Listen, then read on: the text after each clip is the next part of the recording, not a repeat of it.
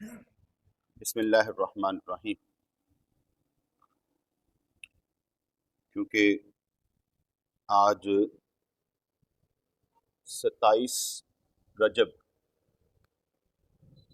اور 27 رجب بچپن سے لے کر آج تک ہم مناتے آئے ہیں، کیونکہ کچھ تعلق تو ہمارا ہندوستان سے رہا ہے، ان کا بھی ہم پر اثر ہے۔ کچھ جو رنگ باز لوگ ہوتے ہیں، رنگ باز دین ہوتے ہیں، ان کا بھی ہم پر اثر ہے، ورنہ جو ہمارا دین ہے وہ سیدھا سیدھا جہاد والا دین ہے، دین پھیلانے والا ہے، اور یہ دین پھیلانا سمجھانا یہ ہر ایک پر لازم ہے، کیونکہ اگر ہم دین کے نہیں تو دیندار نہیں، پھر ہم دنیا دار ہیں۔ اس لیے ہمارا دین ہم سے قربانی مانگتا ہے اور وقت مانگتا ہے۔ ایک تو دین سیکھا جائے اور اس کے بعد سکھایا جائے، اور سکھانے پر کوئی نہ مانے تو صبر اور شکر کیا جائے، لیکن اس کے باوجود بھی اپنا راستہ ترک نہ کیا جائے، چھوڑا نہ جائے۔ جو ہمیں سمجھ آ گئی ہے اسے لوگوں کی وجہ سے اپنے راستے سے ہرگز نہ پھریں۔ اس لیے جب بھی 27 رجب کی رات آتی ہے، رات پہلے آتی ہے، دن بعد میں آتا ہے، اس لیے جب رات آتی ہے تو ہر مسجد میں، خاص طور پر جو اہل سنت کی مساجد ہوتی ہیں، وہاں پر وہ کیا کہتے ہیں، لائٹس بھی لگ جاتی ہیں، اور اس رات کو بیان بھی کیا جاتا ہے، اور بیان بھی معراج شریف کا کیا جاتا ہے۔ ویسے تو ہم لوگ پڑھے لکھے لوگ ہیں، ہمیں ایک دفعہ سمجھا دیا جائے تو ہمیں سمجھ آ جائے گی، ہم بار بار نہیں سنتے، کیونکہ ہمیں سمجھ آ جاتی ہے کہ ہوا کیا تھا، اور وہ پوائنٹ وائز ہم بیان بھی کر دیتے ہیں کہ یہ ہوا تھا۔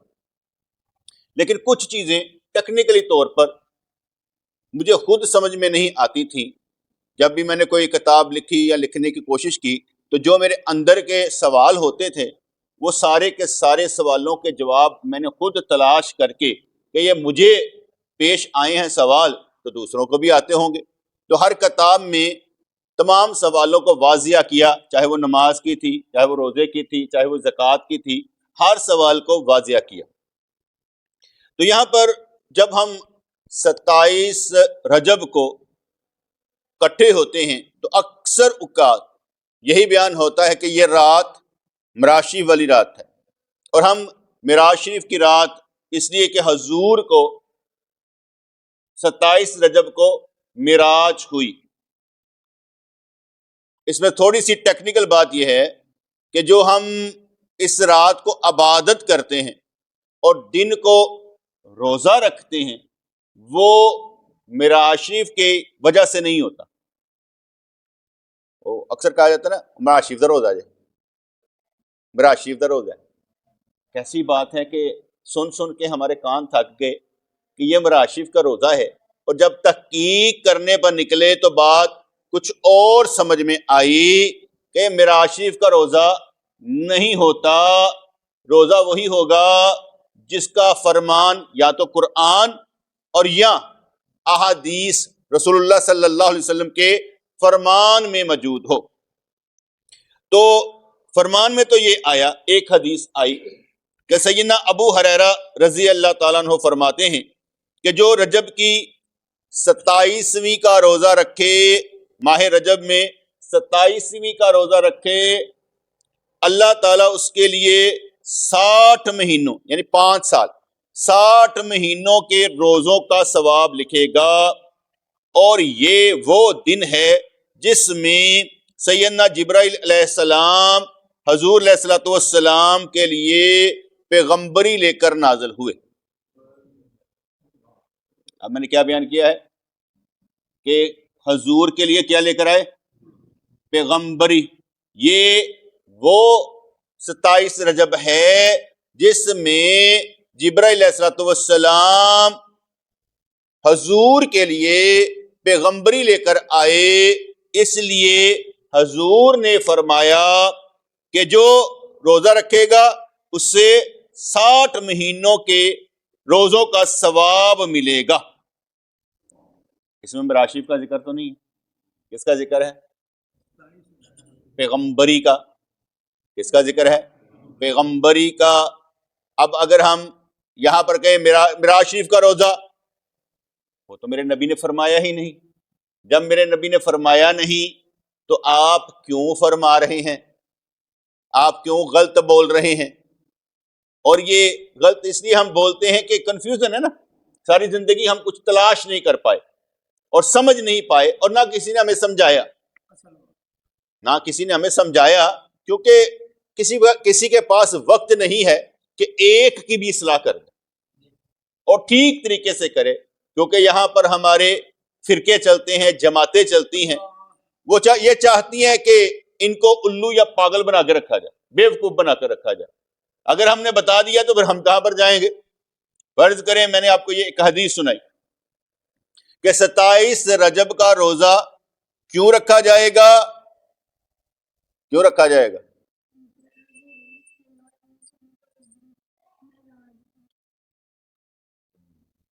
اس لیے رکھا جائے گا کہ حضور علیہ الصلوۃ والسلام کو پیغمبری ملی، نبی بنایا کیا، نبی بننے کا اعلان سمجھ ہوا کہ محبوب آپ کو نبی بنایا گیا، آپ کو مبعوث کیا گیا. سن تو صحیح نا، میں کہہ رہا ہوں، میرا درد بھی نہیں سن رہا تو ٹھیک طریقے سے. آج تیرا جواب غلط ہو گیا فیکٹری. تو اس لیے 27 رجب کو حضور علیہ الصلوۃ والسلام کو کیا ملی؟ پیغمبری ملی. تو روزہ کیوں رکھنا ہے؟ بڑی میں اس لیے بار بار آپ کو کہتا ہوں تاکہ آپ کے دماغ میں نا وہ ذرا تھوڑا پیچھے برین واشنگ ہو جائے نا، واش ہو جائے. ہم نے ساری زندگی سنا نہیں ہوتا. اب جب آپ کسی کو پوچھیں گے مولوی صاحب معراج شریف کا روزہ کس نے کہا رکھنے کو، تو وہ کہا 27 رجب روزہ رکھنا آیا. وہ تو میں بھی مانتا ہوں، لیکن اس روز ہوا کیا تھا؟ پیغمبری ملی تھی. آپ لوگ معراج شریف کا روزہ کیوں رکھتے ہیں؟ اب کوئی اہل حدیث ہمیں کہے ہاں بھائی تم معراج شریف کا روزہ کیوں رکھتے ہو؟ معراج شریف کا روزہ آیا ہے. وہ صحیح کہہ رہا ہے، وہ کہہ صحیح رہا ہے کہ بھائی کیوں رکھتے ہو. ہم کہہ رہے معراج شریف، اور بابا اس وقت پیغمبری ملی تھی اور نبی نے خود فرمایا ہے، نبی کریم نے خود فرمایا ہے. دوسری حدیث پاک میں آتا ہے، سیدنا سلمان فارسی رضی اللہ تعالیٰ عنہ سے مروی ہے کہ نبی کریم علیہ الصلوۃ والسلام نے فرمایا رجب میں ایک دن اور ایک رات ہے، جو اس دن روزہ رکھے اور رات کو عبادت کرے، قیام کرے، تو گویا اس نے 100 سال کے روزے رکھے. اور یہ رجب کی 27 تاریخ ہے، اور اسی دن محمد صلی اللہ علیہ وسلم کو اللہ کریم نے مبعوث فرمایا. اب یہ بھی حدیث آ گئی، یہاں پر عبادت کا بھی آ گیا، رات عبادت کی، اور روزہ رکھنے کے بارے میں بھی آ گیا. اس لیے ابھی ہم ثواب کا نہیں کرتے کہ بھئی ثواب کتنا ہے. کچھ لوگ ہوتے ہیں نا جو ثواب کے چکر میں پڑ جاتے ہیں، پہلے ثواب دیکھا جائے. ثواب آپ کو معلوم ہی نہیں ثواب کیا ہوتا ہے، کیونکہ جب ہم کیا کہتے ہیں ہم دیکھے لوگ ہیں نا، آگے میں کہتا ہوں قرآن کے ایک لفظ پر 10 نیکیاں ملیں گی. اب بندہ کہ بس 10، لیکن اس سے پوچھا جائے ایک نیکی کا وزن کتنا ہوتا ہے وہ بتا. جیسے ہم جنازہ پڑھنے جاتے ہیں تو کہا جاتا ہے کہ جو جنازہ پڑھے گا اسے 1 قرات ثواب ملے گا. پوچھا گیا 1 قرات، کہا جتنا یہ احد پہاڑ ہے، یہ احد پہاڑ 4 میل لمبا ہے، 4 میل لمبا ہے احد پہاڑ. 1 قرات اتنا ثواب ملے گا جنازہ پڑھنے پر، اور جو جنازہ پڑھ کر قبرستان میں دفن کر کے آئے 2 قرات ثواب ملے گا. میں اس کو گنتا ہی نہیں ہوں کہ ثواب کتنا ملے گا. میں کرتا ہوں اللہ کے لیے کام ثواب دینا اس کا کام ہے. اتنا دے کتنا دے، اس ثواب کے بدلے میں کیا کیا کر دے، ثواب دیکھنا بند کر دیا ہوا ہے. بس نیکی جب کرنے لگتے ہیں تو نیت حدیث کی رکھتے ہیں، اپنی مرضی کی نہیں رکھتے. کیونکہ جب حدیث کی رکھیں گے تو میرے نبی کی بات ہو جائے گی کہ میں نے نبی کریم کے فرمان پر عمل کیا. اور آج تک جس نے بھی معراج شریف کا روزہ رکھا اس نے کس کے فرمان پر عمل کیا؟ کیونکہ نبی کریم نے تو فرمایا ہی نہیں تھا کہ معراج شریف کا روزہ رکھو. سرکار نے تو فرمایا تھا 27 کا روزہ رکھو، اور فرمایا تھا اس دن مجھے پیغمبری ملی ہے، اس لیے تم لوگ 27 کا روزہ رکھو اور رات کو عبادت کرو. ایک اور حدیث آتی ہے اسی میں، سیدنا انس رضی اللہ تعالیٰ عنہ فرماتے ہیں کہ سرکار نے ارشاد فرمایا 27 رجب کو مجھے نبوت عطا ہوئی. سرکار نے ارشاد فرمایا 27 رجب کو مجھے نبوت عطا ہوئی. جب یہ نبی کی بات آ جائے گی نا بیٹے، یہ ہماری تاریخ بن جائے گی، ہسٹری، کہ میرے نبی نے خود فرما دیا کہ مجھے 27 رجب کو پیغمبری ملی. اب آپ کو کوئی پوچھے حضور کو کب مبعوث کیا گیا، نبی کب بنایا گیا، تو آپ کیا کہیں گے؟ 27 رجب کو مبعوث کیا گیا. آپ کو یہ تاریخ یاد ہو گئی، ہسٹری یاد ہو گئی. اور یہ ہسٹری اس لیے کہ جو ہسٹری قرآن اور حدیث بیان کرتا ہے وہ جو تاریخ دان لکھتے ہیں اس سے بہت بہتر ہے. کیونکہ تاریخ دان نے تو جھوٹ بولنا ہوتا ہے، جھوٹ سچ بولنا ہوتا ہے. لیکن یہ بات کیا ہے، چاہے وہ ضعیف حدیث بھی ہو، جیسے یہ ساری احادیث ضعیف ہے، لیکن ہم کہتے ہیں کہ ضعیف حدیث کی بھی کئی قسمیں ہیں اور یہ قبول ہوتا ہے. ضعیف حدیث بھی میرے نبی کا ہی بیان ہے، جیسے صحیح حدیث میرے نبی کا بیان ہے تو ضعیف حدیث بھی میرے نبی کا بیان ہے. من گڑت جو ہوتا ہے اسے ہم حدیث نہیں کہتے، من گڑت روایت کو ہم حدیث نہیں کہتے. جس کا بھی سند ٹوٹی چھوٹی ہو پھر بھی ہم کہیں گے یہ ضعیف حدیث ہے. اور ضعیف حدیث جو ہوتی ہے فضائل اعمال میں قبول ہے، عقائد میں قبول نہیں. عقیدے کے لیے قبول نہیں ہے، فضائل میں قبول ہوتی ہے. عقیدہ حدیث متواتر سے بنے گا، عقیدہ حدیث متواتر سے بنے گا، لیکن اعمال جو ہم کر سکتے ہیں، فضائل اعمال جو کر سکتے ہیں، وہ فضیلت اگر ضعیف حدیث میں بھی موجود ہو تو ہم اس پر عمل کر لیں گے. اس لیے سیدنا انس رضی اللہ تعالیٰ عنہ سے مروی ہے کہ نبی کریم نے ارشاد فرمایا 27 رجب کو مجھے نبوت عطا ہوئی. یہاں پر بھی معراج شریف کا ذکر نہیں ہے، اس حدیث میں بھی ذکر کس کا ہے؟ نبوت ملی. تو اس لیے حضور کا ارشاد گرامی ہوا کہ 27 رجب کو مجھے نبوت عطا ہوئی، جو اس دن کا روزہ رکھے اور افطار کے وقت دعا کرے 10 برس کے گناہوں کا کفارہ ہو. اب یہاں پر حضور نے 10 برس کے گناہوں کا کفارہ قرار دیا کہ جو عبادت کرے اور روزہ رکھے تو اسے 10 سال کے گناہوں کا کفارہ ہو جائے گا. کیونکہ 27 رجب کو مجھے نبوت ملی ہے، اور نبوت ملی ہے اس لیے شکرانے کے طور پر میرا یا اللہ تو ساڑھے نبی نے مبعوث کیتا سی، اسی بھی روزہ رکھن لگے ہیں کیونکہ نبی دے حدیث تے عمل کر لگے. پھر ایک اور حدیث آتی، اور میں یہ کہہ رہا ہوں کہ معراج شریف کا روزہ نہیں ہوتا، معراج شریف کا روزہ نہیں ہوتا. روزہ کس کا ہوتا ہے؟ 27 رجب کا. اور کیوں ہوتا ہے؟ اس لیے کہ حضور کو نبوت ملی، اس لیے ہوتا ہے.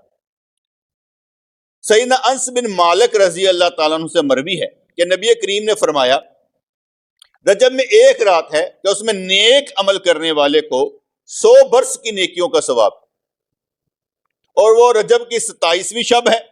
جو اس ماہ میں 12 رکعت پڑھے اور ہر رکعت میں سورۃ فاتحہ کے بعد سورت ملائے اور ہر 2 رکعت پر اتحیات اور آخر میں سلام پھیرنے کے بعد 100 بار سبحان اللہ والحمدللہ ولا الہ الا اللہ واللہ اکبر یعنی تیسرا کلمہ، 100 بار استغفار اور 100 بار درود پاک پڑھے، اور اپنی دنیا اور آخرت سے جس چیز کی مانگ کرے اور صبح کو روزہ رکھے تو اللہ تعالیٰ اس کی سب دعائیں قبول فرمائے گا سوائے اس دعا کے جو گناہ کے لیے ہو۔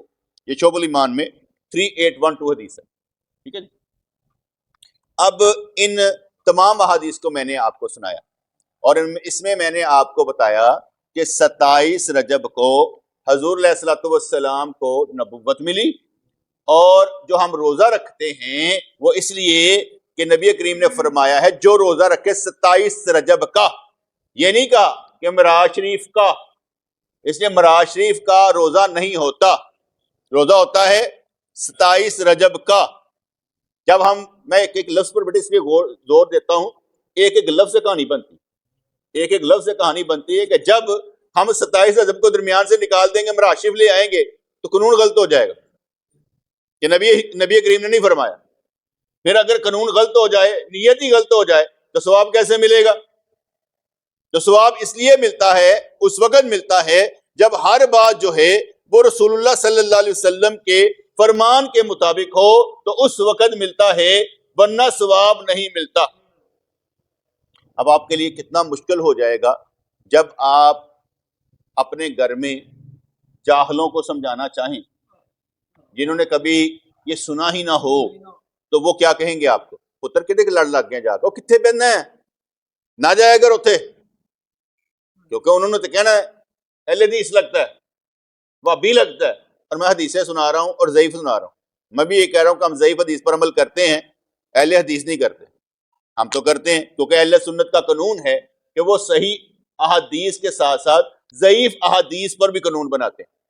تو جب بیچاروں کو یہ بھی نہیں معلوم کہ فرق کیا ہے، فرق کیا ہے، تو وہ آپ سے لڑیں گے، اور اگر آپ ان کو سچ نہ بتائیں گے تو آپ پھنسیں گے، کیونکہ لازم یہ ہے کہ جس کو یہ معلوم ہو جائے کہ 27 رجب کا روزہ ہم معراج شریف کے لیے نہیں رکھتے بلکہ حضور کو نبوت ملی اس لیے رکھتے، 27 رجب کو حضور کو نبوت ملی اس لیے رکھتے ہیں، تو جب ہمیں یہ معلوم ہو جائے گا تو اگلا پھر جو چینل کھلتا ہے وہ یہ ہوتا ہے، تو پھر کیا معراج شریف کی سرکار کو ہوئی؟ ایک سوال یہ پیدا ہو جاتا ہے، کیا نبی کریم علیہ الصلوۃ والسلام کو پھر معراج شریف نہیں ہوئی؟ بھئی اس کا کس نے انکار کیا ہے؟ اس کا تو انکار کیا ہی نہیں، اس کا انکار تو اس لیے بھی نہیں ہو سکتا، ٹھیک ہے جی، اس لیے نہیں ہو سکتا کہ حدیث پاک میں آتا ہے 4878 ابو داؤد میں حضور نے ارشاد فرمایا جب مجھے معراج کرائی گئی، حضور نے فرمایا جب مجھے معراج کرائی گئی، تو معراج تو ہوئی ہے، ہم نے تو انکار ہی نہیں کیا، لیکن سرکار نے کہیں نہیں فرمایا مجھے 27 رجب کو معراج ہوئی ہے، نہ دن کا بتایا، نہ مہینے کا بتایا، نہ سال کا بتایا۔ یہ جب نبوت ملی ہے تو بتایا نا کہ 27 رجب کو نبوت ملی۔ ابھی میں نے 4-5 احادیث آپ کو سنائی، اس میں سرکار نے ارشاد فرمایا مجھے 27 رجب کو نبی بنایا گیا، مبعوث کیا گیا، اس لیے یہ تو میرے نبی کا فرمان ہو گیا۔ اور جہاں میرے نبی کا فرمان ہی نہیں ہے کہ مجھے 27 کو معراج ہوئی، وہاں پر آپ کیا کریں گے؟ سمجھ آئی نا بات؟ اس لیے ہمارا ہے کہ علماء کرام بڑا سارا کچھ پڑھا، کسی نے کہا رمضان میں معراج ہوئی ہے، کسی نے کہا شوال میں معراج ہوئی ہے، کسی نے کہا جی منگل کے دن ہوئی ہے، مختلف روایتیں تھیں۔ تو پھر بھی ہم نے یہ کہا، ایک لفظ یاد کر لیجئے گا، جمہور علماء نے، لفظ کیا ہے؟ جمہور علماء نے، جمہور کا مطلب ہوتا ہے کثیر تعداد میں، بہت زیادہ علماء نے یہ فرمایا ہے کہ حضور کو 27 رجب کو ہی معراج ہوئی۔ ابھی میں روزے کا بتا دیا کہ روزہ بھی 27 رجب کو ہے، لیکن اس کے منطق کیا بتائی کہ وہ اس میں ملی تھی پیغمبری، اس میں ملی تھی پیغمبری۔ معراج شریف کے متعلق سرکار نے نہیں بلکہ جمہور علماء نے کہا کہ 27 رجب کو حضور کو معراج بھی ہوئی۔ چلو ہمارے لیے 2 باتیں ہو گئی، روزہ رکھنا ہے نبوت کے لیے، معراج شریف کا بیان کرنا ہے تو کیوں کرنا ہے؟ کہ بھئی جمہور علماء نے کہہ دیا کہ 27 رجب کو معراج ہوئی ہے. تو حدیث پاک میں آتا ہے 4878 ابو داؤد شریف میں کہ جب مجھے معراج کرائی گئی تو میرا گزر ایسے لوگوں پر سے ہوا جن کے ناخن تانبے کے تھے اور وہ ان سے اپنا منہ اور سینہ نوچ رہے تھے.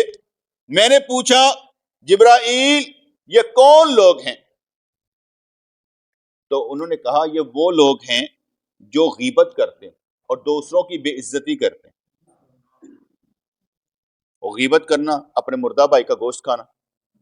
اس لیے یہ میں نے مختصر بتایا اتنی سی بات کہ سرکار نے فرمایا جب مجھے معراج ہوئی تو میں نے دیکھا کہ تانبے کے ناخن ہیں اور اپنا منہ چھیل رہے ہیں, سینہ نوچ رہے ہیں.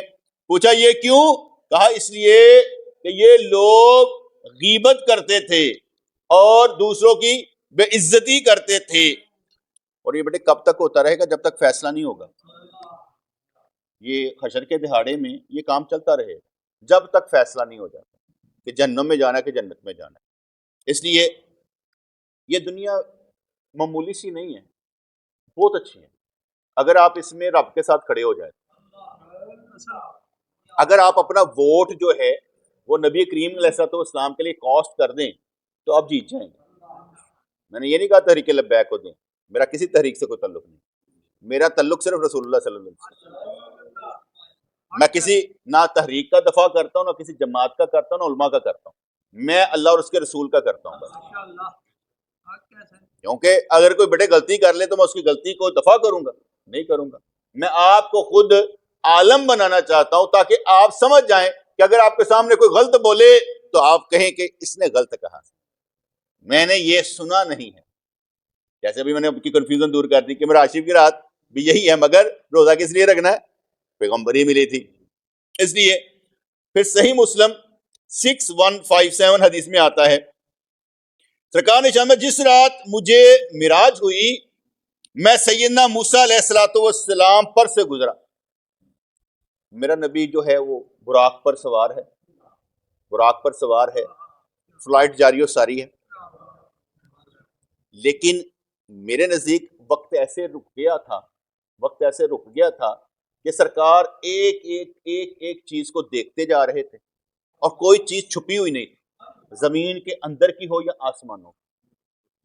اس وقت جو انداز تھا وہ کیا تھا کہ یہ دیکھیں جس رات مجھے معراج ہوئی میں سیدنا موسیٰ علیہ السلام پر سے گزرا, ادھر سے گزرا, لال لمبی ریت کے پاس دیکھا تو وہ کھڑے ہوئے اپنی قبر میں نماز پڑھ رہے. قبر باندھی ہوتی ہے نا, قبر نظر تو نہیں آتی. اب نبی کریم علیہ السلام فرما رہے ہیں کہ میں گزرا تو میں نے دیکھا وہ اپنی قبر میں نماز پڑھ رہے. ٹھیک ہے جی. کئیوں نے کہا سال کا معنی درود بھی ہوتا ہے, تو وہ کھڑے نبی کریم علیہ السلام درود پڑھ رہے. جو مرضی سمجھ لے کوئی, ہر ایک نے ایک نقطے نکالنے ہوتے ہیں. اتنی دفعہ ہمارا شریف آتی ہے لوگ نئے نئے نقطے نکال دیتے ہیں. بس اتنی بات سمجھ لیں, میں یہ سمجھتا ہوں کہ وہ اپنی قبر میں نماز پڑھ رہے. میں یہ سمجھتا ہوں وہ اپنی قبر میں نماز پڑھ رہے تھے. تو حضور علیہ السلام و تحیت و ثنا کہ وہ آنکھ کیسے کام کر رہی تھی کہ دیکھ رہی ہے کہ کیا کیا ہو رہا ہے. اور حضور علیہ السلام نے دیکھا کہ موسیٰ علیہ السلام اپنی قبر میں نماز پڑھ رہے ہیں. اس سے ایک عقیدہ ہمارا یہ بنا تھا بیٹے کہ انبیاء کرام اپنی قبروں میں زندہ ہوتے ہیں, دنیا سے جانے کے بعد بھی ان کی قبریں زندہ ہوتی ہیں. ایسی زندگی نہیں جو یہ والی اس دنیا سے نکل گئے, وہ عالم برزخ میں ہیں لیکن وہاں پر بھی زندہ ہے, وہاں پر بھی زندہ ہے. ہمارا عقیدہ کیا بنا کہ نبی کریم علیہ السلام اپنی قبر میں حیات ہیں. یہ لفظوں نے پہلے سنا ہوگا, ابھی تو میں نے نہیں بولا, اس کا میں پہلے کا سنا ہوگا. پہلا بنا ہمارا حضور علیہ السلام اپنی قبر میں زندہ ہیں. ٹھیک ہے. دوسرا ہمارا یہ عقیدہ بنا کہ انبیاء کرام اپنی قبروں میں نماز پڑھتے ہیں. تیسری یہ بات بنی کہ جتنے بھی انبیاء کرام ہیں دنیا سے جانے کے بعد اپنی ذات اور صفات کے ساتھ حیات ہیں. حضور رحمت للعالمین، قبر میں بھی رحمت للعالمین. اس لیے ایسا نہیں ہے کہ ان کے موج سے ان سے جدا کر دیے گئے. ہم یہ نہیں کہتے، ہم اب بھی کہتے ہیں کہ حضور اختیار رکھتے ہیں. اب اس پر لڑائی نہیں ہے کہ حضور ہمارے لیے کو موجزہ کر کے دکھائیں، یہ لڑائی نہیں میں کر رہا. میں نے ابھی بیان کیا گیا کہ حضور حیات ہے، اپنے معجزات، اپنی صفات اور جو کچھ بھی کمالات ہیں سب کے ساتھ ہی حیات. کیونکہ اگر بیٹے اللہ کریم کے ذات سے صفات ختم کر دی جائیں تو اللہ نہیں رہتا. اگر نبی کریم سے ہم ان کی صفتیں ختم کر دیں وہ نبی نہیں رہتا. اس لیے ہمارا عقیدہ کیا بنا کہ حضور اپنی قبر انور میں بھی اس دنیا سے جانے کے بعد بھی حیات ہے، وہی نہیں جیسے دنیا میں تھے، سارے پروٹوکول کے ساتھ،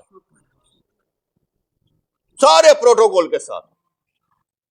کیونکہ ادھر کمی کوئی نہیں.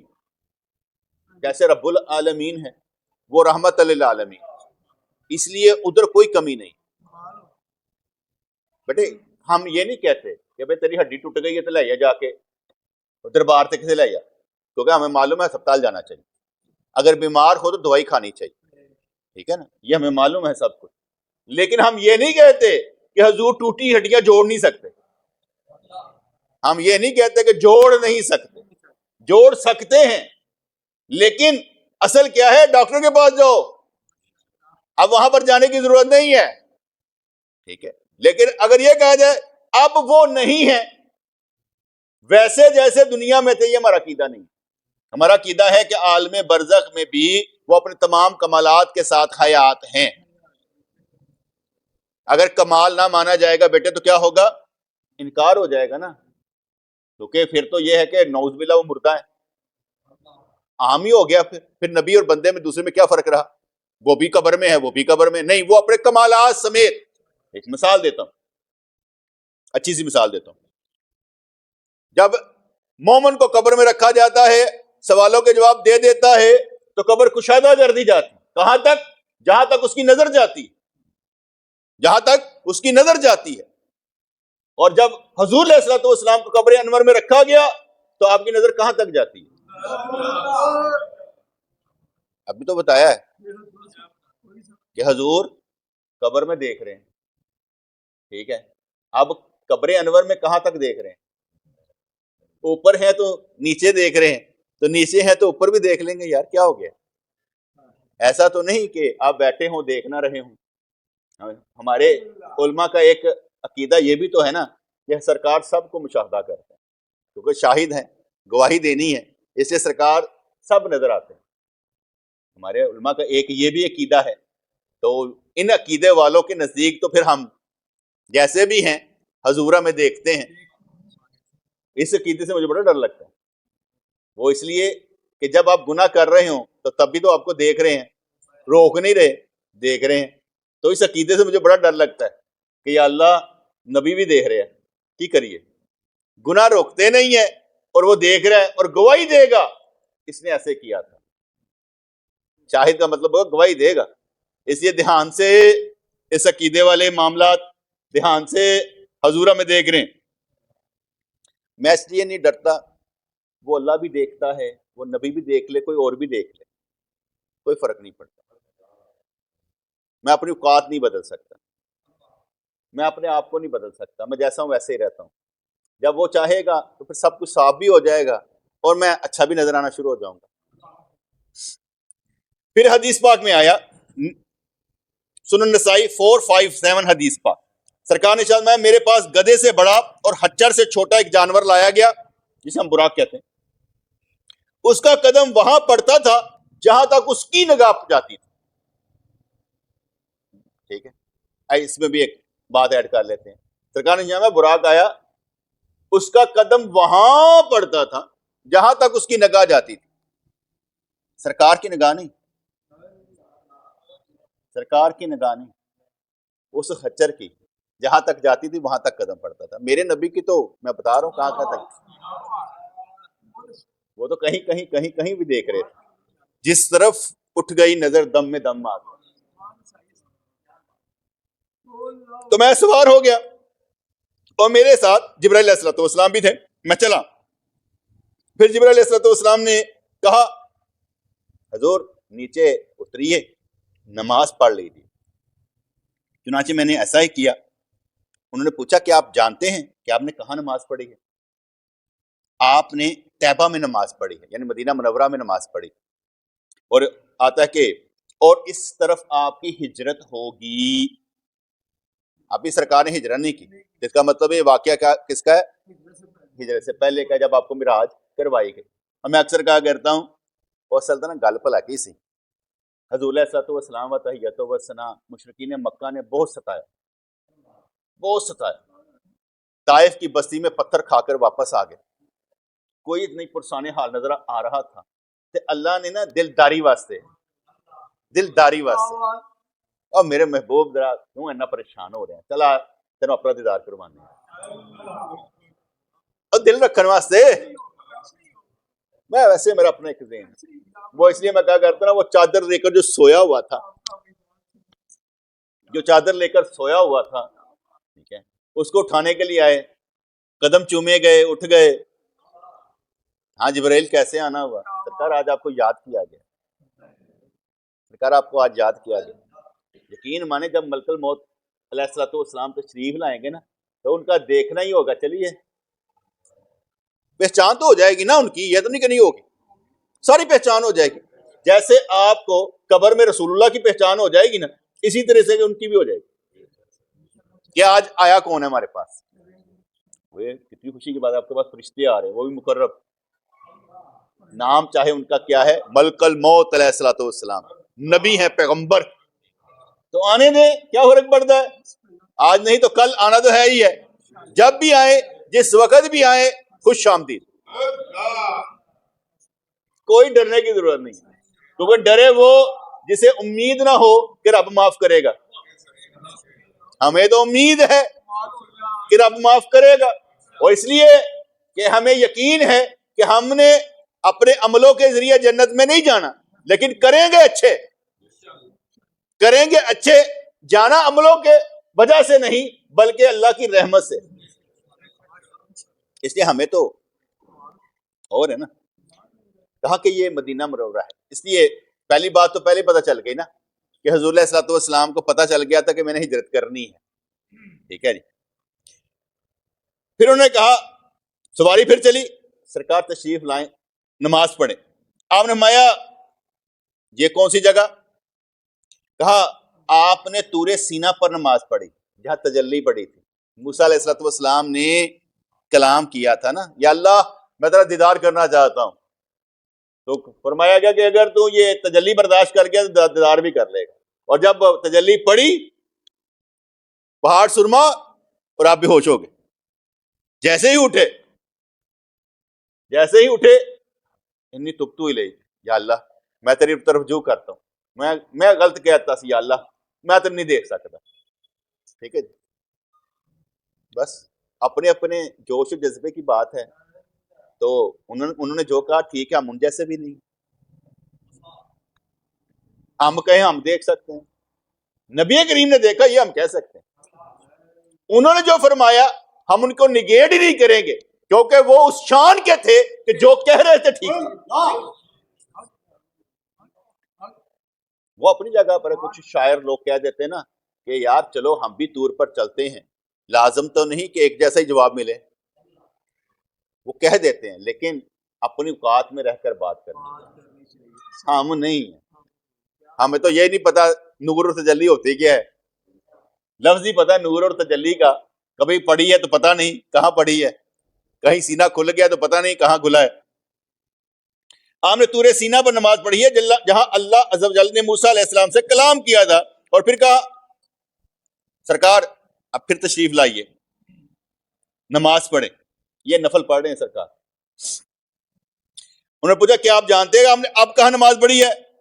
آپ نے بیت اللحم میں نماز پڑھی جہاں عیسیٰ علیہ الصلوۃ والسلام کی پیدائش ہوئی. اور یہ اس لیے بھی ہم کہتے ہیں کہ مقدس مقامات پر حضور کو نماز پڑھائی گئی کہ پڑھیں.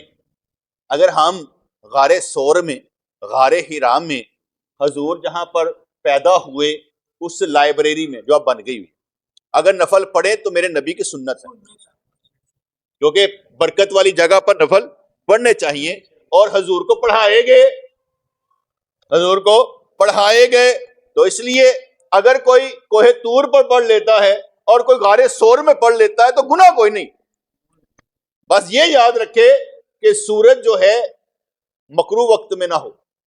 اکثر اوقات ہوتے ہیں نا کہ ہم مکروہ وقت میں نماز پڑھنا شروع کر دیتے ہیں، ہمیں بیچاروں کو یہ بھی نہیں پتا ہوتا، ہم پڑھتے ہیں بس۔ لیکن یہ عقیدہ بہت اچھا ہے کہ جہاں پر بھی مقدس مقامات ہوں وہاں پر نفل پڑھنا نبی کی سنت ہے۔ پھر اس کے بعد میں بیت المقدس میں داخل ہوا۔ بیت المقدس گھر، بیت گھر، مقدس پاک گھر، کیونکہ قرآن میں تو یہ ہے نا، سبحان اللہ ذی اسرا بعبدہ لیلم من المسجد الحرام الی المسجد اقصی، حالانکہ وہ مسجد بنی نہیں تھی اس وقت، تو بیٹے عیسائیوں کا قبضہ تھا، وہاں تو اسلام پہنچا ہی نہیں تھا۔ قرآن نے پہلے کہہ دیا مسجد اقصی، اقصی کہتے ہیں دور کے، اقصی کہتے ہیں دور کو، تو اس لیے وہاں مسجد بنی نہیں تھی۔ ابھی خانہ کعبہ جو تھا اس میں بھی 360 بت موجود ہیں جب سرکار کو معراج شریف کرائی گئی ہے، تو مسجد حرام اللہ نے پہلے ہی، مسجد حرام، مسجد اقصی، اقصی کس کو کہتے ہیں؟ دور کو، اس لیے دور، اور وہ اس لیے کہ وہاں پر انبیاء کرام نے ہی عبادت کی تھی، وہاں پر سجدے کیے ہوئے تھے، اس لیے اس مسجد اور اس مسجد کی بات کی گئی۔ اور اس میں ایک بات اور آ گئی، قرآن میں آ گیا سبحان اللہ ذی، پاک ہے وہ ذات جو لے کر گئی، کون سی ذات؟ نام نہیں لیا، تو لے جانے والی کون تھی؟ عبد ہی، عبد بندے کو کہتے ہیں، عبد کہتے ہیں بندے کو، بندہ کون؟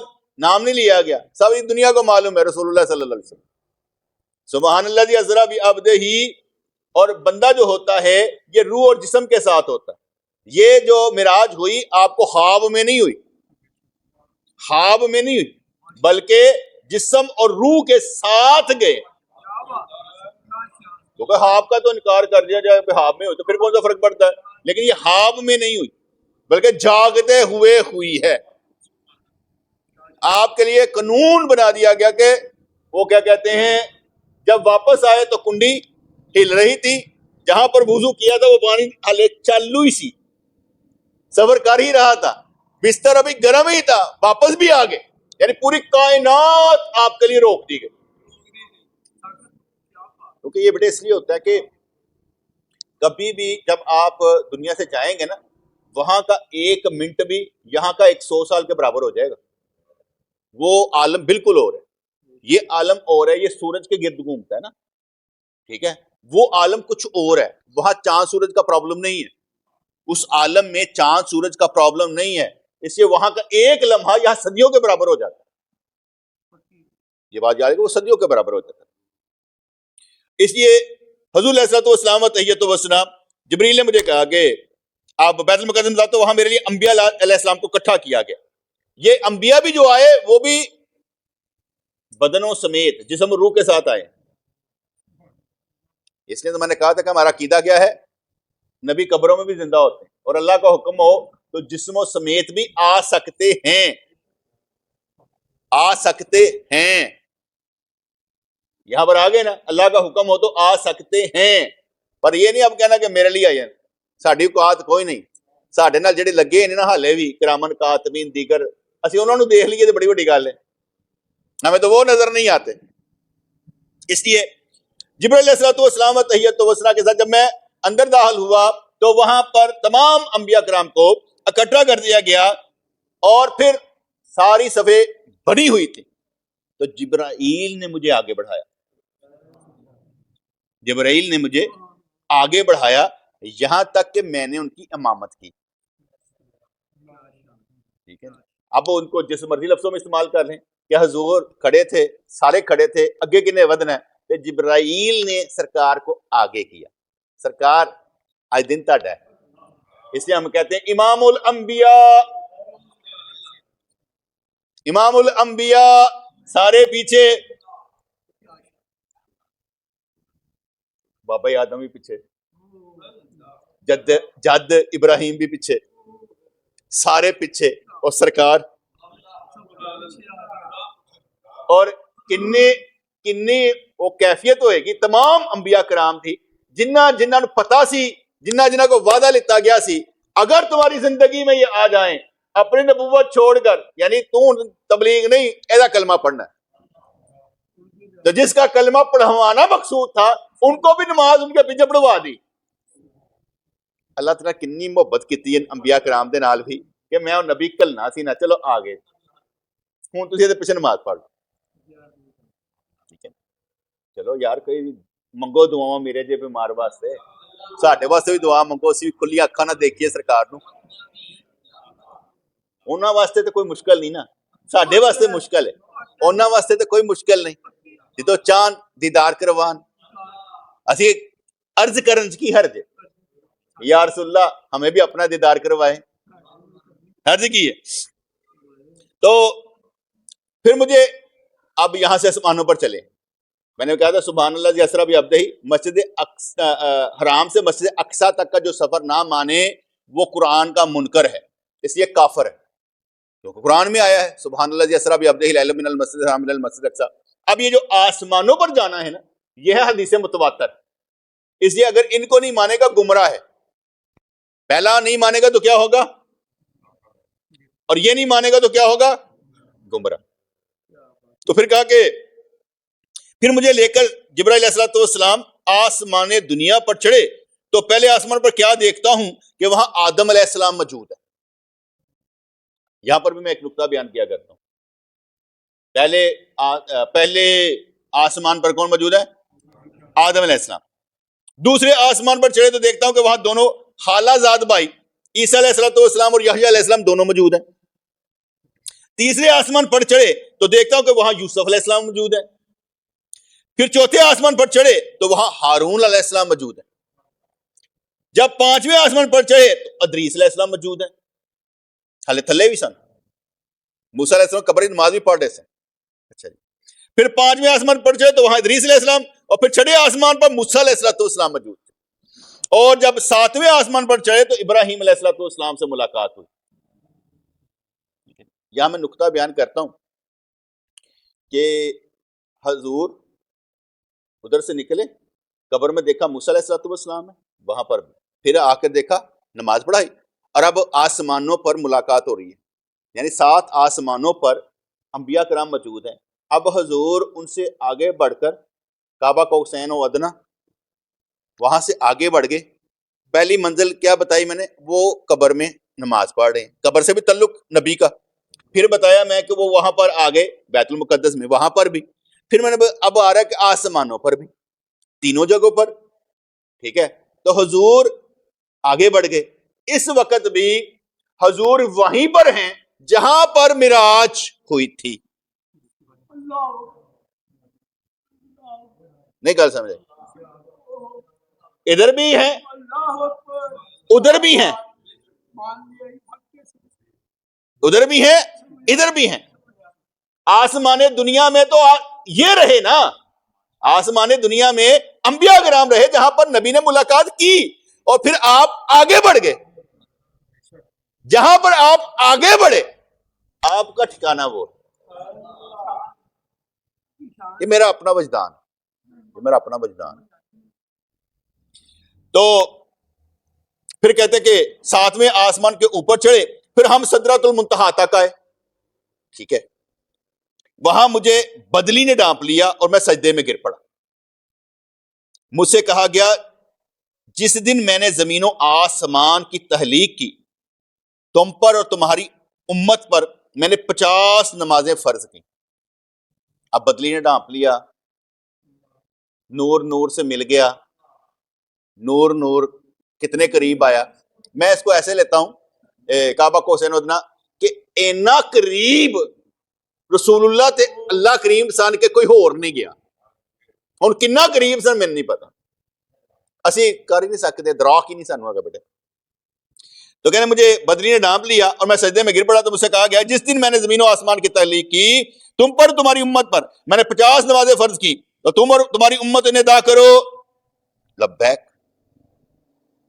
مان لیتا. جدو واپس آئے ابراہیم علیہ السلام کے پاس، انہوں نے مجھ سے کچھ نہیں پوچھا. پھر موسیٰ علیہ السلام کے بعد آئے، جس رستے آئے نے نا اسی رستے واپس گئے. یاد رکھنا کہ جیڑا براق لے کے گیا وہ اتوں ہی واپس بھی وہ گئے، جہاں آئے نا اتوں واپس بھی وہ گئے. ٹھیک ہے جی. تو جب میں موسیٰ علیہ السلام کے پاس آیا، انہوں نے پوچھا تم پر اور تمہاری امت پر کتنے نمازیں فرض کی گئیں؟ میں نے کہا 50 نمازیں. اچھا، انہوں نے پتا سی 50 نمازیں فرض کی جانی اتنے جانا پہ. اچھا، یا انہوں نے پتا ہوئے گا کہ جدو کوہ طور تے ملیا جاتا ہے نا تو پھر کچھ نہ کچھ فرض کیتا جاتا ہے. یہ ان کو پھر معلوم ہوگا، اس لیے انہوں نے کہا میرے تے بھی ہوئی تھا، تیرے تے بھی کچھ نہ کچھ ہویا ہونا ہے. میں نے کہا 50 نمازیں. انہوں نے کہا نہ آپ اسے انجام دے سکے گا نہ ہی آپ کی امت، تو اپنے رب کے پاس واپس جائیے اور کہے گھاٹا کر دیو، تخفیف کی درخواست کیجئے. چانچہ میں اپنے رب کے پاس واپس گیا تو انہیں 10 نمازیں تخفیف کر دی. پھر میں موسیٰ علیہ السلام کے پاس آیا تو پھر جانے کا حکم دیا، پھر 10 نمازیں، پھر آیا، پھر 10 نمازیں، پھر 10 نمازیں، پھر 10 نمازیں. اور پھر جب 5 نمازیں کر دی گئیں تو اپنے رب کے حضور واپس جائیے اور تخفیف کی گزارش کیجئے، اس لیے کہ بنی اسرائیل پر 2 نمازیں فرض کی گئی تھی تو اسے ادا نہیں کر سکے. چنانچہ میں اپنے رب کے حضور واپس آیا، میں نے اسے تخفیف کی گزارش تو مجھ سے کہا جس دن میں نے زمین و آسمان پیدا کیا اس دن میں نے تم پر تمہاری امت پر 50 نمازیں فرض کی، تو اب یہ 5 50 کے برابر ہیں، انہیں تم ادا کرو، یہ تمہاری امت بھی. تو میں نے جان لیا کہ یہ اللہ عز و جل کا قطعی حکم آ گیا. جب میں موسیٰ علیہ السلام کے پاس واپس آیا تو انہوں نے کہا پھر جائیے، لیکن میں نے جان لیا تھا کہ یہ اللہ کا قطعی حکم، اور میں واپس نہیں گیا. اب یہ سارا جو تھا نا معاملہ جو پیش آ گیا. صحیح مسلم 443 حدیث پاک میں آتا ہے کہ سیدنا ابو ذر رضی اللہ تعالیٰ عنہ نے رسول اللہ صلی اللہ علیہ وسلم سے پوچھا کیا آپ نے اپنے پروردگار کو دیکھا؟ تو آپ نے فرمایا وہ تو نور ہے، اسے میں کیسے دیکھتا؟ دوسری حدیث صحیح مسلم 444 میں سیدنا ابو ذر نے نبی کریم سے یہی سوال کیا تو ہم نے فرمایا میں نے ایک نور دیکھا. پہلے کیا ایک حدیث میں کیا آیا کہ میں کیسے دیکھ سکتا تھا، وہ تو نور ہے. دوسری حدیث میں آیا کہ میں نے ایک نور دیکھا. ہوں نور ہی دیکھنا سی، اللہ نور السماوات والارض ہے، وہی دیکھنا تھا. ٹھیک ہے جی. نبی کریم نے اللہ نور السماوات والارض کو دیکھا. پہلی حدیث میں فرمایا میں نور کو کیسے دیکھ سکتا ہوں، اور دوسری بار میں فرمایا میں نور کو دیکھا. یہ حدیث دیدار الہی کی نشانی ہے. صحیح بخاری میں 3886 حدیث میں آتا ہے اور میں کہ جب قریش نے مجھ کو جھٹلایا کہ تینوں کتوں مراج ہو گئے، کہاں پر ہوئی مراج، کیسے ہوئی؟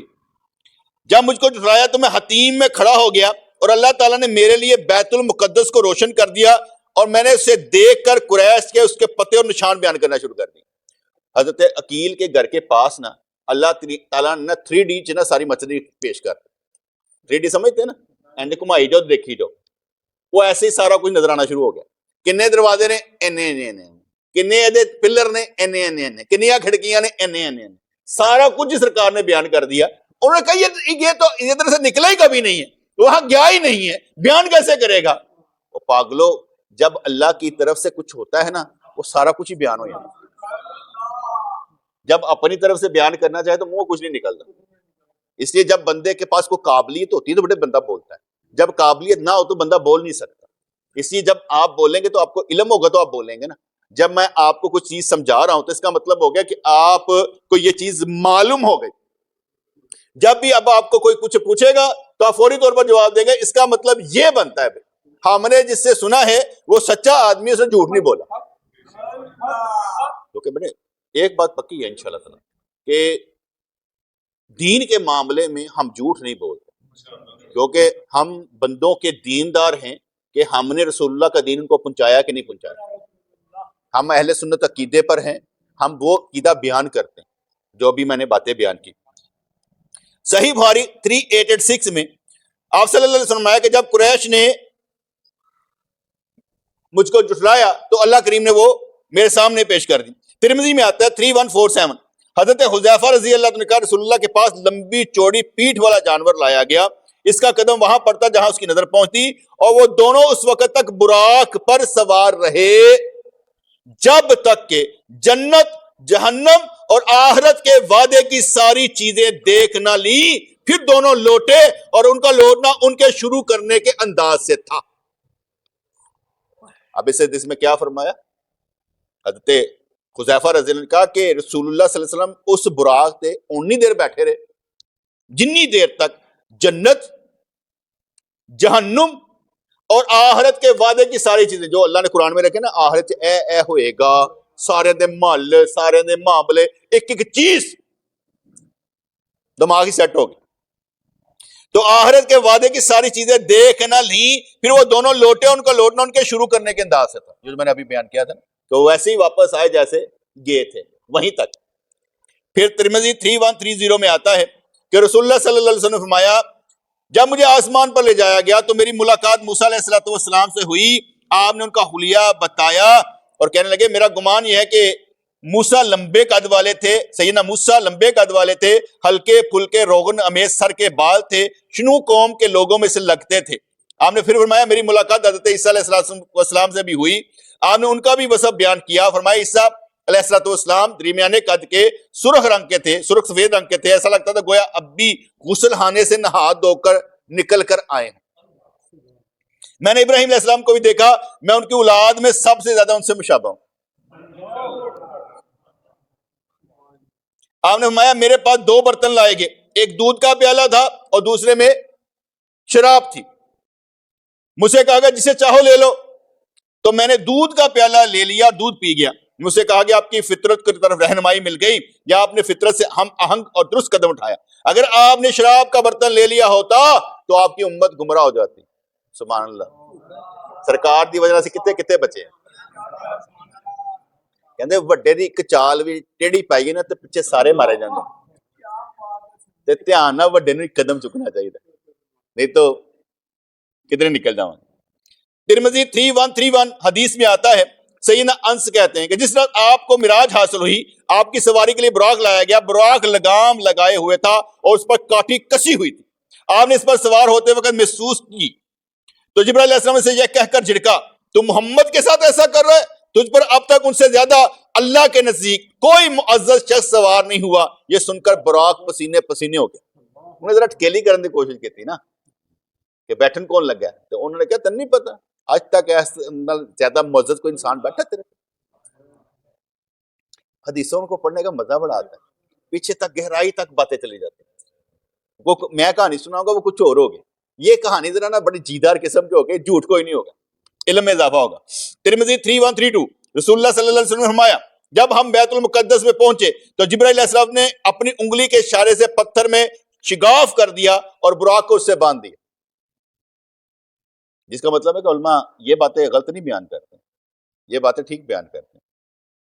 ترمذی 3133 رسول اللہ صلی اللہ علیہ وسلم فرمایا جب قریش نے مجھے جھٹلا دیا کہ میں حجر حتیم میں کھڑا ہوا اور اللہ نے بیت المقدس میرے سامنے ظاہر کر دیا اور میں سے دیکھ دیکھ کر ان کی نشانیاں بتانے لگا. صحیح بخاری 3396 میں آیا نبی کریم علیہ السلام نے فرمایا کہ میں نے جہنم کا دروغہ مالک اور دجال کو بھی دیکھا. ٹھیک ہے، حضور نے جہنم دا دروغہ نام ہی دس دیتا کہ مالک نام ہے، اور کہا میں نے دجال کو بھی دیکھا. حضرت عبداللہ بن عباس سے مروی ہے کہ نبی فرماتے ہیں کہ اسرا کی رات ایک مقام مجھے نہایت ہی اعلیٰ خوشبو کی مہک آنے لگی. میں نے کہا جبریل یہ کیسی اچھی خوشبو ہے؟ انہوں نے جواب دیا کہ یہ فرعون کی بیٹی کی کنگھی کرنے والی خادمہ اور اس کی اولاد کی ہے. اس کی شان پوچھی گئی تو عرض کیا فرعون کی بیٹی کو کنگھی کرتے ہوئے مومنہ خاتون کے ہاتھ سے اتفاقاً کنگھی گر پڑی تو اس کی زبان سے بے ساختہ بسم اللہ نکل گیا. فرعون کی بیٹی نے کہا اللہ تو میرا باپ ہے. اس آدمی نے جواب دیا کہ نہیں، میرا اور تیرے باپ کا پروردگار اللہ ہے. فرعون کی بیٹی نے کہا میں اس کی خبر اپنے باپ کو دے دوں گی. تو اس نے کہی کوئی حرج نہیں، کہا کوئی حرج نہیں. پس اس نے اپنے باپ کو ساری بات سنائی. فرعون نے اس آدمی کو بلوایا اور کہا کیا تم میرے سوا کسی اور کو رب مانتی ہو؟ کہا ہاں، میرا اور تیرا پروردگار اللہ ہے. فرعون نے اسی وقت حکم دیا کہ تانبے کی گائے کو آگ میں تپایا جائے. جب وہ بالکل آگ جیسی ہو جائے تو پھر اسے اور اس کے بچوں کو ایک ایک کر کے اس کے میں ڈال دیا جائے. اس مومنہ عورت نے فرعون سے کہا میری ایک درخواست ہے. اس نے کہا کیا ہے؟ اس نے کہا میری اور میرے بچوں کی ہڈیاں ایک کپڑے میں جمع کر کے دفن کر دینا. فرعون نے کہا اچھا، تیرے کچھ حقوق ہمارے ذمہ اس لیے یہ منظور ہے. بعد ازاں فرعون نے حکم دیا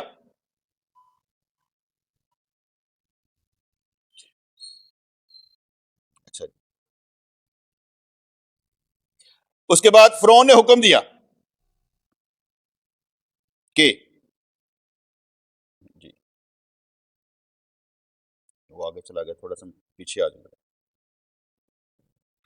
ہاں، اللہم صلی علی سیدنا محمد وآلہ وصحبہ وسلم. اللہم صلی علی سیدنا محمد وآلہ وصحبہ وسلم. اللہم صلی علی سیدنا محمد وآلہ وصحبہ وسلم. اللہم صلی علی سیدنا محمد وآلہ وصحبہ وسلم. اللہم صلی علی سیدنا محمد وآلہ وصحبہ وسلم. اللہم صلی علی سیدنا محمد وآلہ وصحبہ وسلم. تو اس نے کہا کہ اچھا تیرے کچھ حقوق ہمارے ذمہ، اس لیے یہ منظور ہے. بعد فرعون نے حکم دیا کہ ایک ایک کر کے اس کے بچوں کو آگ کی طرح تپتی ہوئی آگ میں ڈال دو. جب دودھ پیتے بچے کی باری آئی، فرعون کے سپاہیوں نے جب اس بچے کو چھینا تو وہ گھبرائی، تو اللہ تعالیٰ نے دودھ پیتے بچے کو گویائی عطا کی، بولنے کی طاقت آ گئی. اس نے امی سے کہا امی جان افسوس نہ کریں بلکہ آگ میں ڈال دیں، کیونکہ دنیا کا عذاب آخرت کے عذاب سے بہت ہلکا ہے. تب ماں نے بچوں کو آگ میں جانے دیا. اس لیے حضرت ابن عباس کہا کرتے تھے کہ 4 بچوں نے، حضرت عیسیٰ بن مریم، صاحب جریج، یوسف کی گواہی دینے والا بچہ، اور فرعون کی بیٹی کا مشاطہ کا بیٹا، یہ چاروں بچوں نے باتیں کی. چھوٹے ہوتے ہوئے انہوں نے باتیں کی. پھر صحیح بخاری بس کر دیں کہ نہیں، میں تو نہیں تھکیا، میں تہن پوچھتا پیا. دیکھ لو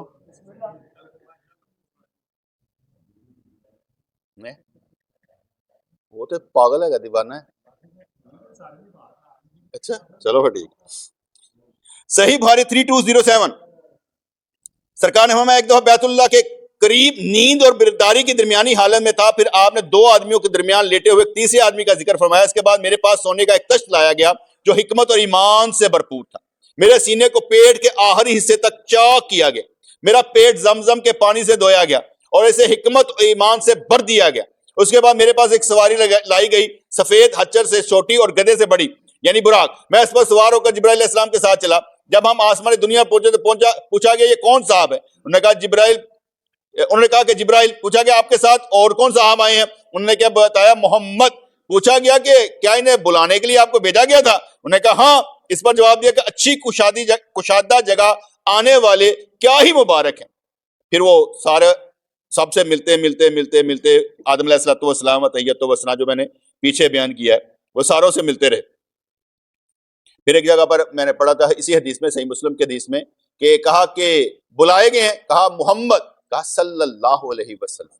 اس لیے پتہ لگا یہ درود فرشتوں کا بھی ہے کہ وہ صلی اللہ علیہ وسلم پڑھتے تھے. اور پھر مجھے سدرۃ المنتہا تک کہا گیا کہ مجھے بیت المعمور دکھایا گیا. بیت المعمور ہے جہاں خانہ کعبہ ہے، خانہ کعبہ اس کے اوپر ایسے ہی اللہ کا گھر ہے. جب حضرت آدم علیہ السلام آئے تھے نا تو پہلے وہاں پر طواف ہوتا تھا، تو انہوں نے وہ بڑا ڈھنگ لگتا سی، میں وہ نہیں دیکھ سکتا. اللہ نے کیا سی پھر ادھر تھلے ہی بنایا. کہا یہ خانہ کعبہ جہاں پر ہے اس کے اوپر بیت المعمور ہے جہاں پر فرشتے چکر لگاتے. تو انہوں نے بتایا کہ یہ بیت المعمور ہے، اس میں 70,000 فرشتے روزانہ نماز پڑھتے ہیں اور ایک مرتبہ پڑھ کر جس سے نکل جاتا ہے پھر کبھی داخل نہیں ہوتا. اور مجھے سدرۃ المنتہا بھی دکھایا گا. اس کے پھل ایسے تھے جیسے مقام ہجر کے مٹکے ہوتے ہیں بڑے بڑے، اور پتے ایسے تھے جیسے ہاتھی کے کان. اس کی جڑ سے 4 نہریں نکلتی تھی، 2 نہریں تو باطنی تھی اور 2 ظاہری. میں نے جبرائیل علیہ السلام سے پوچھا تو انہوں نے بتایا کہ جو 2 باطنی نہریں ہیں وہ تو جنت میں ہیں، اور 2 ظاہری نہریں دنیا میں نیل اور فرات ہیں. یعنی دریائے نیل اور دریائے فرات جو ہیں یہ باطنی نہریں ہیں، ظاہری نہریں ہیں. وہ باطنی جو ہے وہ جنت سے نکلتی ہیں. اس کے بعد مجھ پر 50 وقت کی نمازیں فرض کی گئیں، ٹھیک ہے جی، اور وہ کم ہوتے ہوتے 5 تک چلی گئی. پھر صحیح بخاری میں آتا ہے 349، نبی کریم نے فرمایا کہ میرے گھر کی چھت کھول دی گئی. ہر کہانی اگلی گالی سے نہ کوئی کہانی نوی ہوتی کہ سرکار لیٹے سن، اور پہلے ہم جب جایا کرتے نا خانہ کعبہ میں تو ہمیں معلوم تھا کہ یہ وہ ستون ہے جہاں پر براق کو لا کر باندھا گیا تھا، اور جہاں سرکار رام فرماتے اسی اتنے جا کے بندے ہونے سے. اور مہانے دے گھر نا انہوں نے نا ادو جو خلافت عثمانیہ انہیں انج کر کے نا کرو لائی سی یعنی ویسے جو لگی ہوتی نا وہ ایسے کر کے اگر ہوتی ہے نا وہ ڈبل انج کر کے سی تو دسیا جاتا ہے اتنے براق ہے. پھر ایک جگہ پہ مہر نبوت لگی ہوئی تھی اس طرح کا نا بنا ہوا تھا سائن لگا ہوا تھا. تو اس لیے ہم جب جاتے تھے نا تو وہاں پر بیٹھا کرتے تھے جہاں پر وہ براق کو باندھا گیا تھا. اور پھر اس کے ساتھ وہ مہانی کے گھر میں جا کر ہم کہتے ہیں چلو ایسے سرکار بھی کدی آرام کر دے ان کے. اب جب سے کشادہ کر دیا گیا وہ چیزیں غائب ہو گئی کیونکہ اب جب وہ بڑا کیا گیا نا اس کو تو پھر وہ غائب ہو گئی تھی. تو نبی کریم علیہ وسلم میرے گھر کی چھت کھول دی گئی. اس وقت میں مکے میں تھا. پھر جبرائیل علیہ السلام آئے, سینہ چیرا گیا اور پھر مجھے اوپر لے کر گئے. تیسرے چوتھے پانچویں چڑھے آسمان پر ہوتے ہوتے ہوتے 50 کے برابر. پھر مجھے جبرائیل سدرہ منتہا تک لے گئے جس کے کئی طرح کے رنگوں نے ڈھانک رکھا تھا جن کے متعلق مجھے معلوم نہیں ہو کہ کیا ہے. اس کے بعد مجھے جنت میں لے جایا گیا. میں نے دیکھا کہ اس میں موتیوں کے ہار ہے, اس کی مٹی مشک کی ہے. یہ تو ہمارا جو ہے نا معراج اس کا سفر جو ہے نا یہ میں نے آپ کو صحیح حدیث سے بیان کر دیا. اب دوسری بات یہ رہتی ہے, تیسری بات وہ موٹی موٹی میں جلدی سے سمیٹ لیتا ہوں. کیا حضور علیہ الصلوۃ والسلام کو اللہ کریم کا دیدار ہوا؟ کیونکہ صحیح بخاری کی ایک حدیث آتی ہے حضرت عائشہ صدیقہ طیبہ طاہرہ رضی اللہ تعالیٰ کی جن میں وہ کہتی ہے کہ اللہ کریم کا دیدار نہیں ہوا. اور ہم یہ کہتے ہیں کہ ہمارا طریقہ کار یہ ہے کہ ہم ایک حدیث پر نہیں دیکھتے بلکہ مختلف مرفوع حدیثیں. مرفوع حدیث ہوتی ہے جس کی سند جو ہے سرکار تک جاتی ہے, اسے کہتے ہیں مرفوع. موقوف ہوتی ہے جس کی سند صحابی تک جاتی ہے, اور مقطوع ہوتی ہے جس کی سند تابعی تک جاتی ہے. اس لیے مرفوع حدیث میں آتا ہے, مسند احمد بن حنبل کی ایک روایت ہے, رسول اللہ نے فرماتے ہیں میں نے اپنے رب عز و جل کو دیکھا. ایک حدیث کہ سرکار نے فرمایا میں نے دیکھا. امام جلال الدین سیوطی خصائص کبریٰ, علامہ عبد الرؤف مناوی تفسیر شرح جامع صغیر میں فرماتے ہیں وہ بھی صحیح حدیث میں آتا ہے کہ بھئی اللہ کریم کو نبی کریم نے دیکھا. ابن اساکر حضرت جابر بن عبداللہ رضی اللہ عنہ سے راوی, حضور فرماتے ہیں بے شک اللہ تعالیٰ نے موسیٰ کلیم اللہ کو دولت کلام بخشی اور مجھے اپنا دیدار عطا فرمایا, مجھ کو شفاعت کبریٰ اور حوض کوثر سے فضیلت بخشی. ٹھیک ہے جی, یہاں پر بھی حدیث کیا آ گئی 2 نمبر کہ دیکھا. تیسری حدیث رسول اللہ صلی اللہ علیہ وسلم فرماتے ہیں مجھے میرے رب عز و جل نے فرمایا میں نے ابراہیم کو اپنی دوستی دی اور موسیٰ سے کلام فرمایا, اور تمہیں اے محمد بے پردہ حجاب میں تم نے مجھے میرا جمال دیکھا.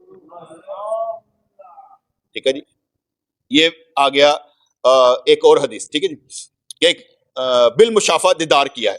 پھر ایک حدیث میں آتا ہے حضرت اسماء بنت ابوبکر صدیق رضی اللہ عنہ فرماتی راوی ہیں میں نے سنا رسول اللہ سدرۃ المنتہا کا وصف بیان فرماتے تھے. میں نے عرض کی یا رسول اللہ حضور نے اس کے پاس کیا دیکھا؟ فرمایا مجھے اس کے پاس دیدار ہوا یعنی رب کا. یہ ساری کیا ہے احادیث ہیں اور مرفوع حدیثیں کہ نبی کریم نے فرمایا. ہم اس حدیثوں پر کہتے ہیں کہ اللہ کا دیدار ہوا. اس کے بعد اثار صحابہ, ہمارا کام ہوتا ہے کہ پہلے ہم مرفوع حدیث لاتے ہیں اس کے بعد ہم کیا لا رہے ہیں اثار صحابہ. صحابہ کا مطلب ہے اب صحابہ دی گلاں صاحب کا کیا ہے. ترمذی شریف میں حضرت عبداللہ بن عباس کہتے ہیں کہ ہم بنی ہاشم اہل بیت رسول اللہ تو فرماتے ہیں کہ بے شک محمد نے اپنے رب کو 2 بار دیکھا. یہاں پر وہ کہہ رہے ہیں کہ اسی کہنے ہیں کہ بھئی ہم بنی ہاشم کہ اللہ تعالیٰ نو ساڈے نبی نے 2 دفعہ دیکھا جی. ٹھیک ہے, یہ بھی حدیث آگے. ٹھیک ہے, عبداللہ بن عمر نے حضرت عبداللہ بن عباس سے دریافت کیا کیا محمد صلی اللہ علیہ وسلم نے اپنے رب کو دیکھا؟ انہوں نے جواب دیا ہاں دیکھا. یہ سارے صحابہ ہیں, صحابہ گلاں کر دے بنے آپس. طبرانی کے الفاظ ہیں حضرت عبداللہ بن عباس نے فرمایا محمد صلی اللہ علیہ وسلم نے اپنے رب کو دیکھا. اکرمہ ان کے شاگرد کہتے ہیں میں نے عرض کی کیا محمد نے اپنے رب کو دیکھا؟ فرمایا ہاں اللہ تعالیٰ نے موسیٰ کے لیے کلام کیا اور ابراہیم کے لیے دوستی ہے اور حضور علیہ الصلوۃ والسلام کے لیے دیدار رکھا ہے. پھر ایک حدیث میں آتا ہے کہ حضرت ابن عباس نے فرمایا بے شک محمد صلی اللہ علیہ وسلم 2 بار اپنے رب کو دیکھا, ایک بار اس آنکھ سے اور ایک بار اس آنکھ سے دیکھا. ایک دفعہ بصارت سے اور ایک دفعہ بصیرت سے دیکھا. ٹھیک ہے جی. پھر حضرت انس بن مالک کہتے ہیں بے شک محمد صلی اللہ علیہ وسلم اپنے رب عز و جل کو دیکھا. یہ ایک 6ٹھی حدیث میں آتا ہے مروان نے حضرت ابو ہریرہ سے پوچھا کیا محمد صلی اللہ علیہ وسلم نے اپنے رب کو دیکھا؟ فرمایا ہاں دیکھا ہے. یہ آگے سارے صحابہ 6 حدیثیں میں نے بیان کی سارے صحابہ سے. آگے احبار التابعین کہ تابعین میں سے کس کس نے کہا. مصنف عبد الرزاق میں ہے، امام حسن بصری رحمۃ اللہ نے قسم کھا کر فرمایا بے شک محمد نے اپنے رب کو دیکھا۔ اس طرح امام ابن حزیمہ حضرت عروہ بن زبیر سے ہے کہ حضور اقدس کے پھوپھی زاد بھائی کے بیٹے اور صدیق اکبر کے نواسے ہیں، راوی کہ وہ نبی کو شب معراج دیدار الہی ہونا مانتے اور ان کا انکار سخت گراں گزرتا۔ یہ کہنا نہیں دیکھیا تو بڑا تکلیف ہوندی کہ کی کہنا پیا۔ یوں ہی کعب احبار عالم کتب سابقہ محمد شمع جی کہتے کہ استاد امام ابو حنیفہ و امام مسلم وغیرہ کا بھی یہی مذہب ہے کہ حضور نے اللہ کریم کو دیکھا ہے۔ امام کستلانی فرماتے ہیں کہ ابن حزیمہ نے عروہ بن زبیر سے اس کا ثبات روایت کیا ہے، ابن عباس کے تمام شاگردوں کا یہی قول ہے کہ کیا دیکھا ہے۔ پھر وہ کہتے ہیں اقوال من بعد من ائمۃ الدین کہ انہوں نے بعد جڑے ائمہ گزرے پہلے ایسے کیا گیا مرفوع حدیث، پھر کہا صحابہ کرام، پھر کہا تابعین، پھر کہا کہ انہوں تو بعد جڑے لوگ آئے نے ان کا بھی یہ لکھا ہوا ہے کہ ساروں نے یہ کہا کہ ہم نے کہا ہے، دیکھا ہے۔ اب جو قانون اور رسول کہتا ہے، قانون اور رسول یہ کہتا ہے کہ جو کہتے ہیں ہم صحیح حدیث پر ہیں ان کا معاملہ کچھ اور ہے۔ ہم کہتے ہیں کہ ہم صحیح ضعیف ساری حدیثوں کو حضور کے لیے قبول فرماتے ہیں، اور یہ جتنی میں نے آپ کو بھی تھوڑی سی حدیثیں بیان کر دی اس میں یہی آیا کہ نبی کریم نے اس آنکھ سے اپنے اللہ کا دیدار کیا، ٹھیک ہے۔ تو یہ معراج شریف کے حوالے سے میں نے مختصر سا بیان کر دیا تاکہ آپ کے ذہن میں رہے کہ حضور علیہ الصلوۃ والسلام و تحیۃ والسلام آپ کو جو ہم رات 27 رجب کو عبادت کرتے ہیں اس کا تعلق معراج شریف سے نہیں ہے، بلکہ اس کا تعلق اس سے ہے کہ حضور کو 27 رجب کو نبوت ملی، اس سے تعلق ہے۔ معراج شریف کا تعلق علیحدہ ہے کہ جمہور علماء نے کہا کہ حضور کو 27 رجب کو معراج ہوئی۔ یا اللہ مہربانی فرما اور ہمیں بھی عروج عطا فرما، یا اللہ ہمیں بھی پاک صاف فرما، ہم کسی قابل نہیں ہے، قابل بنا دے، ہمیں توفیق عطا فرما دے، ہم بھی تیرا دیدار کرنا چاہتے ہیں اور جس نے تجھ کو دیکھا اس کا بھی دیدار کرنا چاہتا ہوں۔ میرے مالک میرے پروردگار نور بصارت بھی عطا فرما اور نور بصیرت بھی عطا فرما، سچے معنوں میں مسلمان بنا، نیک لوگوں کی صحبت عطا فرما، ہدایت کے سرچشمے ہمارے لیے کھول دے اور اپنے بندوں میں ہمیں شمار فرما کر بغیر حساب و کتاب کے جنت عطا فرما اور اپنا دیدار عطا فرما، آمین۔